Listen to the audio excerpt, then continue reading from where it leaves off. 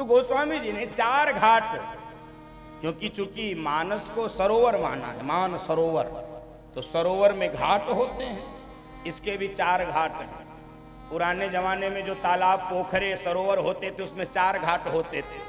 3 घाटों पे सीढ़ियां बनती थी, एक घाट सपाट छोड़ दिया जाता था, उसमें सीढ़ी नहीं बनाई जाती थी। क्यों सीढ़ी क्यों नहीं बनाई जाती थी उसमें? अरे भाई पशु भी तो आएंगे पानी पीने, पशुओं के लिए सीढ़ी नहीं बनाई जाती थी। 4 घाट रामचरितमानस में भी है, राम कथा के भी 4 घाट हैं। कौन कौन से? एक है ज्ञान घाट, एक है कर्म घाट, एक है भक्ति घाट। ये चारों घाट हम सब, ये तीनों घाट हम जानते हैं। यही वेद में भगवान को प्राप्त करने के 3 मार्ग हैं, ज्ञान मार्ग, कर्म मार्ग, भक्ति मार्ग। इसी को गोस्वामी जी ने स्वीकार किया है, ज्ञान घाट, कर्म घाट, भक्ति घाट।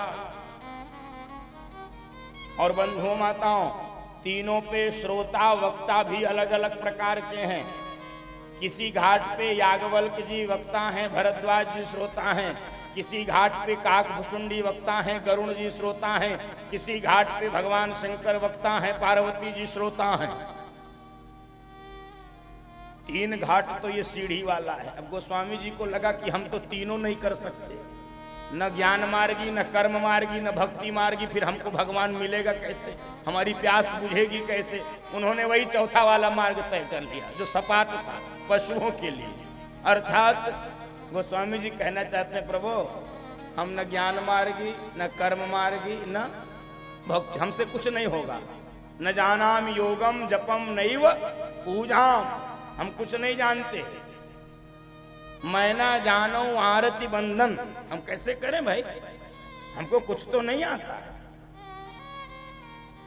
शबरी मैया यही तो कह रही थी भगवान से, प्रभु गुरुजी ने ये तो कह दिया था राम आएंगे तुम्हारी कुटिया में, लेकिन ये नहीं बताया राम की पूजा कैसे करनी है। तो ये जो चौथा घाट है बंधु माताओं, इसको गोस्वामी जी ने नाम दिया है शरणागति का घाट। ये शरणागति घाट है, अर्थात यहां आकर कुछ करना नहीं है, न ज्ञान, न कर्म, न भक्ति, करना कुछ नहीं है, बस आके चरणों में लौट जाना है, चरणों में लौट जाना है। क्यों? क्योंकि जब भगवान के चरणों में आप लौट जाते हो तो फिर आगे का काम भगवान स्वयं करता है। इसलिए गोस्वामी जी ने कहा, प्रभु प्रभु हम भी शरणागत हैं, स्वीकार करो तो जाने। प्रभु हम भी शरणागत हैं, स्वीकार करो तो जाने। मुझ जैसे पतित को पावन, मुझ जैसे पतित को पावन, सरकार करो तो जाने। मुझ जैसे पतित को पावन, सरकार करो तो जाने। आइए हरिओ।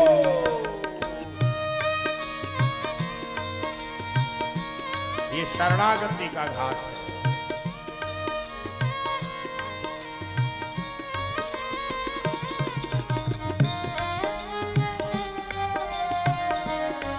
इस घाट पर भक्त केवल निवेदन, प्रार्थना क्या कहता है?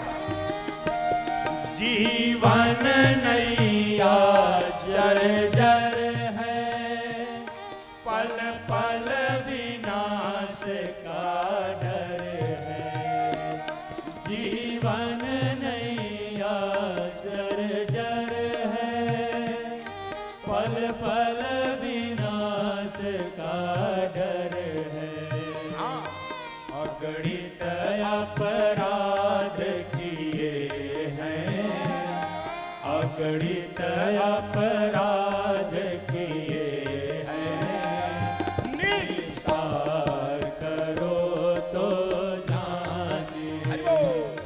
अगणित अपराध किए हैं, निस्तार करो तो जाने।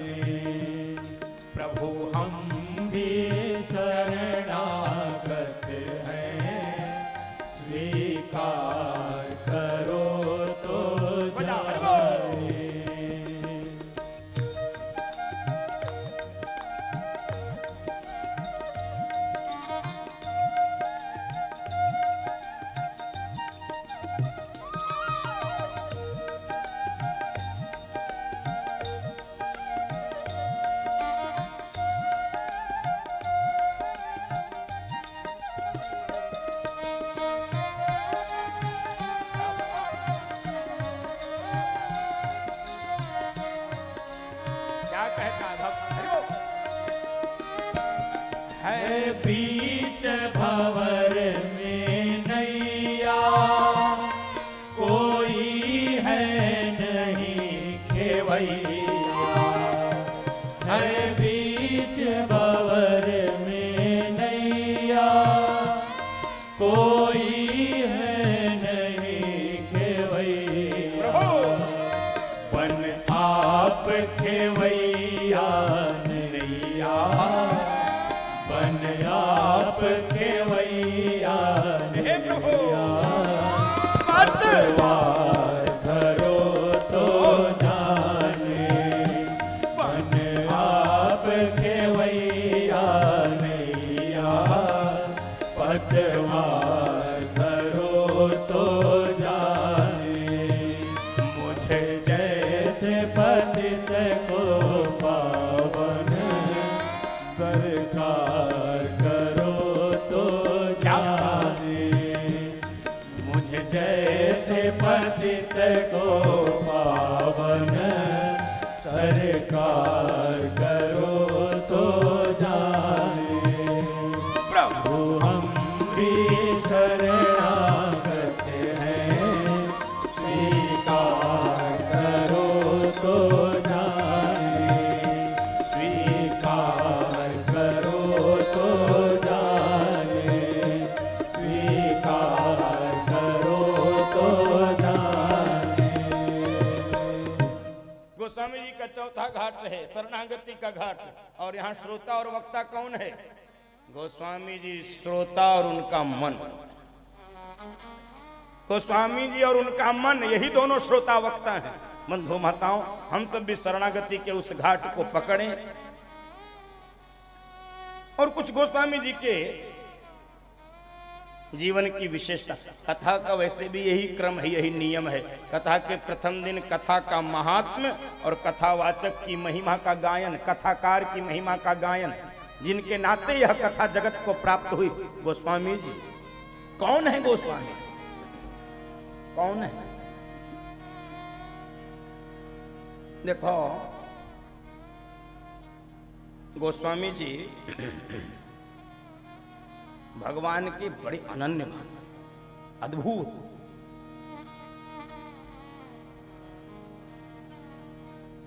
बालचरित लिखा इसमें, रामचरितमानस में। मंगल भवन अमंगल हारी, द्रवहु सो दशरथ अजिर बिहारी। उस बाल रूप भगवान की प्रार्थना गोस्वामी जी ने किया है। अब दूसरा ग्रंथ लिखने लगे। 12 ग्रंथ हैं गोस्वामी जी के, 12 ग्रंथावली है। रामचरितमानस, विनय पत्रिका, कवितावली, गीतावली, दोहावली, बरवई रामायण, पार्वती मंगल, हनुमान बाहु, ऐसे 12 ग्रंथ। तो जब कवितावली लिखने लगे तो फिर से बालचरित लिखना शुरू किया। अब मैं बता रहा हूं कि भगवान के कैसे भक्त हैं, जरा इसको समझिए। किस कोटि के भक्त हैं, किस भाव के भक्त। भक्तों के अनेक प्रकार होते हैं। तो कवितावली में जब बालचरित लिखना शुरू किए, किसी विद्वान ने टोक दिया, अरे बाबा, अभी तो मानस में बालचरित लिखे, अब फिर से वही अरे दूसरा कुछ लिखो ना। कहे नहीं, फिर से बालचरित लिखना पड़ेगा। कहे क्यों? कहे मन को शांति नहीं है अभी। क्यों नहीं मिली शांति? कहने लगे देखो, रामचरितमानस के बाल लीला में भगवान दशरथ जी के आंगन में खेल रहे हैं। मंगल भवन अमंगल हारी, द्रवहु सो दशरथ अजिर बिहारी। गूढ़ बात है ये। तो गोस्वामी जी कहते हैं भगवान अपने भाइयों के सहित दशरथ जी के आंगन में जब खेल रहे हैं, इसमें गोस्वामी जी को क्या फायदा है? जब वो दशरथ जी के आंगन में खेल रहे हैं तो दशरथ जी को लाभ है। तो इसलिए कवितावली में मैं लिख रहा हूं, तब गोस्वामी जी को लाभ होगा। कहे कब? कि जब अवधेश के बालक चारि सदा तुलसी मन मंदिर में बिहरे। जब तक गोस्वामी जी के मन मंदिर में ये चारों भाई नहीं खेलेंगे, तब तक गोस्वामी जी को शांति नहीं मिलेगी। इसलिए गोस्वामी जी भगवान को अपने मन मंदिर में रखते थे। और सुनो, गोस्वामी जी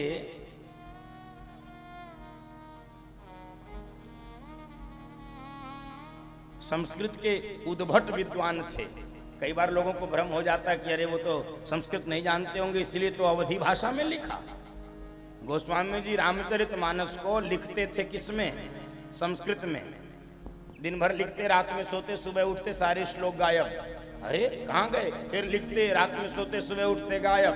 फिर कई दिन ये क्रम चला, सारे श्लोक गायब। एक दिन भगवान शंकर स्वप्न में आए, कहने लगे, हे तुलसी, विद्वानों की सभा में पूजित होने के लिए संस्कृत में लिख रहा है तुम्हारा ग्रंथ, विद्वानों की सभा में सम्मानित हो, पूजित हो, समादृत हो, इसलिए तो लिख रहा है। लिख अवधि की भाषा में, गांव की भाषा में, विद्वान से विद्वान व्यक्ति भी लाभान्वित हो सके, गांव का कम पढ़ा लिखा अनपढ़ व्यक्ति भी राम कथा से परिचित हो सके, अवधि में लिख दिया, अवधि में लिख दिया। अब जब ये ग्रंथ लिख गया बंधु माताओं, आपने सुना होगा इसकी बड़ी प्रसिद्धि होनी प्रारंभ, बहुत प्रसिद्धि। गोस्वामी जी की जय जयकार। उस समय गोस्वामी जी काशी में रहते थे, वाराणसी। तो काशी के तत्कालीन विद्वानों में, पंडितों में बड़ी बहस छिड़ गई और ये सब गोस्वामी जी को गालियां देने लगे, उलाहना देने लगे। है तुलसी, अब ये संस्कृत का जहां बोलबाला है उस संस्कृत के बीच में तुम्हारा ये गांवारों की भाषा का ग्रंथ पूजित होगा, चल जाए हाथ से, निकल जाए। गोस्वामी जी ने कहा, भैया क्यों नाराज होते? ये मेरा ग्रंथ नहीं है, ये मेरा ग्रंथ नहीं है, फिर किसका ग्रंथ है? रचे महेश निज मानस राखा, रची महेश निज मानस राखा, पाई सुसमाओ शिवा मन भाषा, पाई सुसमाओ शिवा मन भाषा। रची महेश, ये तो भगवान शंकर की रचना है। अब और उखड़ गए ये पंडित, ये विद्वान। अच्छा, अब तेरी दुकान चले इसलिए तू भगवान शंकर को बीच में ला रहा है कि ये उनका ग्रंथ है? और सुन तुलसी, यदि ये ग्रंथ भोलेनाथ का है तो आज उनको प्रकट होकर बताना पड़ेगा, आज बताना पड़ेगा ये ग्रंथ किसका है। और बंधु माताओं, काशी विश्वनाथ के मंदिर में ये रामचरितमानस की परीक्षा रखी गई। गर्भगृह में अन्य ग्रंथ रखे गए, सबसे नीचे दबाकर रामचरितमानस रख दिया गया। पूरी रात लोग यही प्रतीक्षा करते रहे, भगवान शंकर कैसे इस ग्रंथ को अपना बताएंगे, क्या युक्ति, कैसे तुलसी बचेगा, कैसे मानस बचेगा। ताला बंद किया गर्भगृह में, सारे विद्वान, सारे पुजारी, सारे पंडित, काशी के लोग, सुरक्षा कर्मी, पुलिस के लोग रात भर पहरा दे रहे हैं। सुबह घटना क्या होती है? तुलसी बाबा बढ़िया भजन कर रहे हैं। अरे हमको क्या करना, जेकर नाथ हुआ नाथ कैसे हो, जेकर नाथ भोलेनाथ हुआ नाथ कैसे। और पूरी रात प्रतीक्षा हुई बंधुओं माताओं, तुलसी के ग्रंथ की रामचरितमानस की परीक्षा हो रही थी। भगवान शंकर को स्वयं प्रकट होकर बताना था ये ग्रंथ उनका है। और बंधु माताओं, प्रातः काल जब गर्भगृह का दरवाजा खोला गया है तो घटना क्या हुई? सारे ग्रंथ धरती पर, सबसे ऊपर रामचरितमानस, और रामचरितमानस पर भगवान शंकर ने स्वयं हस्ताक्षर किया था। सत्यम शिवम सुंदरम लिखा हुआ सत्यम शिवम सुंदरम सुंदरम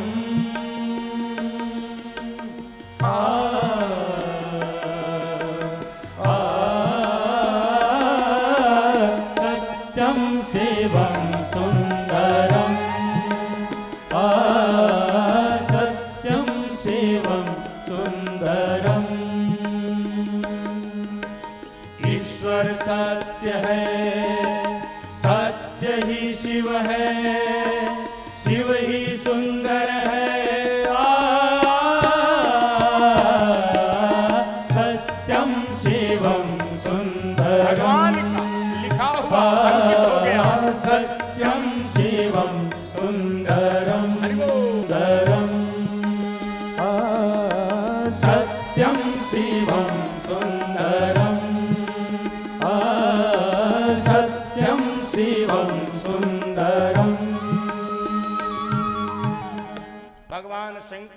प्रकट होकर स्वयं इस ग्रंथ को बहुत प्रतिष्ठा हुई है और उसका परिणाम आज तक हम सब राम कथा को रामचरित को यदि जान पाए तो तुलसी बाबा के इस रामचरित मानस से जान पाए।